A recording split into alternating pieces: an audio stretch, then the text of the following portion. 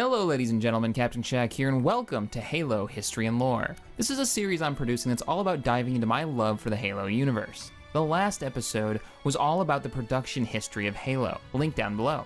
This episode is the start of the Halo story, going through each game in order of the Halo timeline till we reach Halo 5. Man, we let those dumb bugs out to the middle of nowhere to keep them from getting their filthy claws on Earth. But we stumbled onto something that's so hot for that they're scrambling over each other to get it. Well, I don't care if it's God's own anti-son of a bitch machine or a giant hula hoop, we're not gonna let them have it. What we will let them have is a belly full of lead and a pool of their own blood to drown in.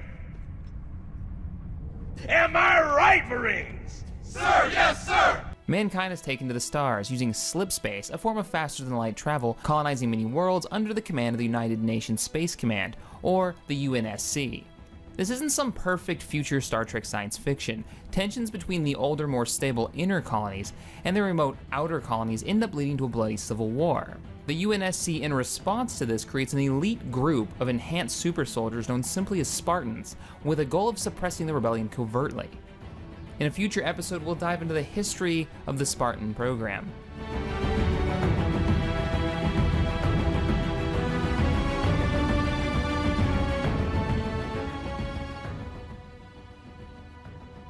In the year 2525, the human colony of Harvest falls under attack by a theocratic alliance of alien races known simply as the Covenant.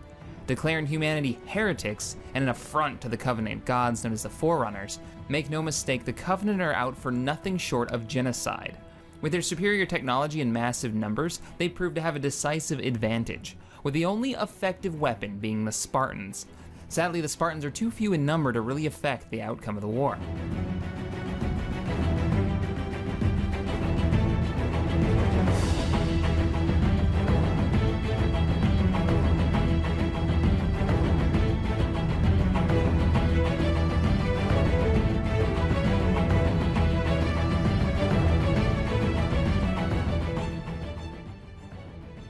This is the setting for Halo Wars. This is the first real-time strategy in the Halo franchise, and it's the first game in the Halo timeline. Halo Wars takes place some 21 years prior to the events in Halo Combat Evolved, set in the year 2531, 6 years after the Covenant invade the colony of Harvest. Captain's report, February 4th, 2531. 5 years. 5 long years. That's how long it took us to get Harvest back. Go, go, go!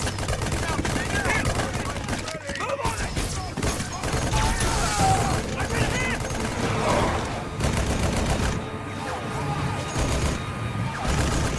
Keep firing!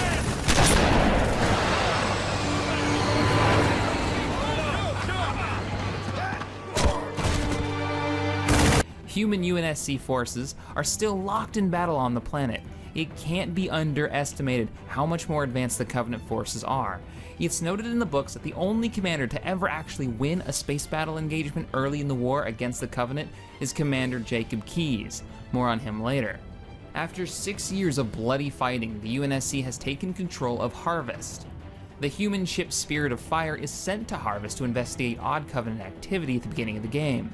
Its commander is Captain James Cutter, a strong leader who's earned the admiration of his troops.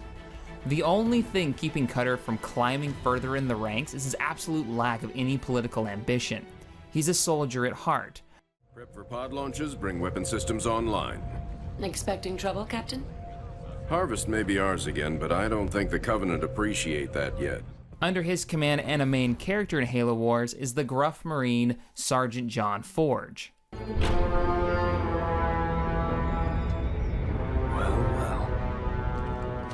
Open sesame. Definitely plenty of bad guys down here, Captain, and they found something in the ice.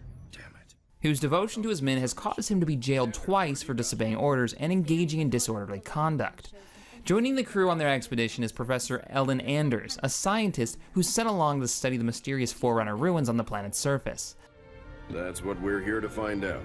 We're to bring Alpha Base up to operational status and take control of that site. I'll get my equipment ready, Captain. Lady, there's no way you're coming down here on the first burn. Lastly, what Halo isn't complete without an AI character. In Halo Wars, it's Serena, a super intelligent, cynical, artificial intelligence that likes to mock her human counterparts. So, we left a note saying we're leaving, right? After arriving on Harvest, the UNSC crew learns that the Covenant are excavating something at the planet's northern pole. As human troops approach the facility, the leader of the Covenant force, known simply as the Arbiter, more on him later, is tasked by the Prophet Hierarchs to destroy the facility as they've obtained some interesting information that must be protected. Luckily, the UNSC forces manage to stop the destruction of the facility and make their way inside. Finding a point on an ancient star map has the Spirit of Fire flying off to a human colony known as Arcadia, where the Covenant have begun raiding local cities and slaughtering civilians in droves. Very well, Professor. I'll clear it with Admiral Cole. Serena, set course for Arcadia. Aye, sir. Crazy mystery trip to Arcadia plotted in, spinning up FTL drive. Serena, get out of my lab. Forge contacts the local Spartan Special Forces team and assists in the evacuation process. During this battle, the Covenant have set up a massive ground-based energy shield hiding something. Turns out inside the shield is a giant scarab superweapon, as seen in Halo 2, that the player manages to take down. Though the superweapon is destroyed, the Arbiter manages to kidnap Anders, the scientist, and escape the planet. Forge, joined with the Spartans, return to the Spirit of Fire, which in turn follow Anders' signal to an uncharted planet in another star system. Captain, I'm tracking her transponder. It's heading away from the planet. Damn it. Sergeant, get up here on the double. Already en route, sir. We're all accounted for. Why haven't we left yet?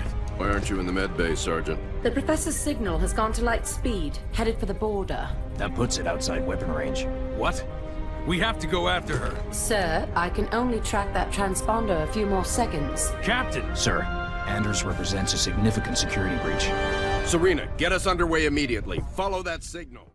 The planet's surface is covered in the parasitic flood, who attack and assimilate any sentient life they encounter. A video about these little buggers is coming out soon. Turns out, this monster of a planet is actually a Dyson Sphere. A Dyson Sphere is a structure that's built around a sun, harvesting the energy from that sun's reaction to power its systems. Right. Captain, you're not going to like this.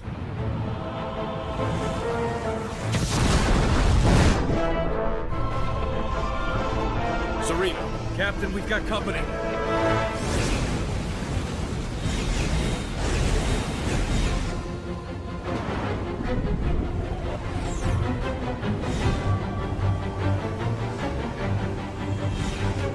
All hands engage. Serena, I've got troops out there still. When the Spirit deep scans the planet, it triggers an auto-docking system that pulls the ship under the ocean and inside the planet. So, am I the only one freaked out by the fact we're inside the planet? It's also discovered that the Covenant's plan is to activate a dormant fleet of highly advanced Forerunner starships inside the planet and use them to obliterate humanity. So while the Forerunner ships are being activated, Anders escapes through a teleportation device and is rescued. Nothing ventured. Surface.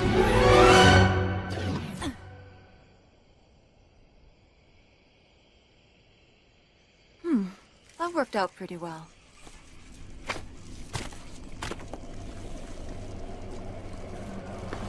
Or maybe not.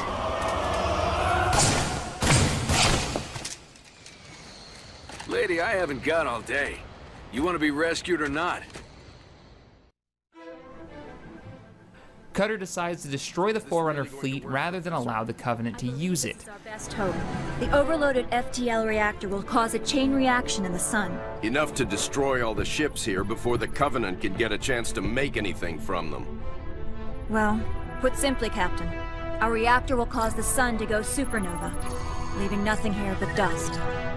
That's the weak part of this plan, if you ask me. We've no way home without that reactor. So, Anders reformulates a plan to detonate the Spirit of Fire's faster-than-light drive in the planet's sun, and the explosion would cause a supernova. But before they can prepare the reactor, Forge and the Spartans are ambushed by the Arbiter and his elites. The Spartans dispatch the aliens, and Forge kills the Arbiter in one epic fight. Let's go.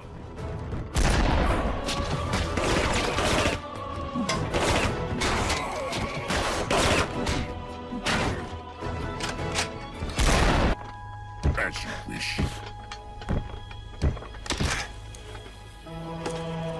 My face will be the last thing your pathetic eyes ever see.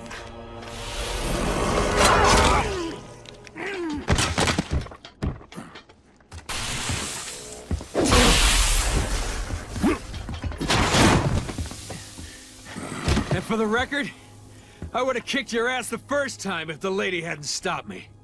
The reactor is sadly damaged during the fight, necessitating a manual detonation. Forge volunteers for the suicidal task, telling the Spartans that they will be needed in the coming fight, which is all too true. Feeling before this is over, we'll need every last Spartan in the fight. I can do this. Report back to the ship. Good luck, sir. It's been an honor.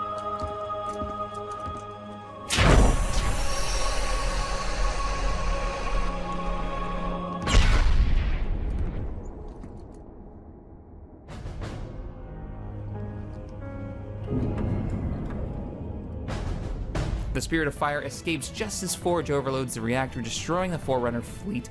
Without its faster-than-light drive, though, the Spirit of Fire is left drifting in space. So the crew enters a cryonic sleep for the long-term storage, as Cutter takes a last look at Forge's empty cryotube. And this one wraps up Halo Wars and kind of gives a brief idea of where the Halo universe is at this point in the story really early on. Now, I kind of briefly went over some really big points in the Halo lore and universe, and I'm going to get to those in separate videos, like the Flood, the Spartan program, Commander Keyes, the UNSC, and their fleet. But I just wanted to get this episode out to kind of give an idea of where the Halo universe is really early on in the war. Well, if you enjoyed this video and you're looking forward to more Halo lore and history, let me know in the comments below. And let me know, what did you guys think about a real-time strategy version of Halo? Do you think Halo Wars was all that good? Or could they have done better? Alright, well, if you enjoyed this video, hit that thumbs up button, subscribe to this channel, and as always, thanks for watching. I will see you guys next time.